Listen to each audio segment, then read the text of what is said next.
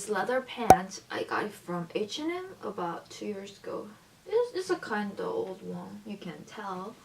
I feel like leather pants are really versatile item because you can wear them in any season except too much hot summer. Because you can match that with stocking, knee socks, and leggings. In the winter, you can wear a thick leggings underneath of the pants so you can stay warm. You can have fun with different kind of stockings, like just black stocking, this colorful stocking. I have blue and this burgundy color. There are so many options you can check. You can also match that with knee socks. I have, you know, also burgundy color knee socks and gray one.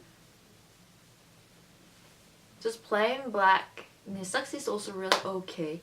And I also recommend wear that with a fishnet stocking like this black one. I also have a red one, but I don't know where I put that. So anyway, it matches really well with this pants, but in this winter it's kind of cold.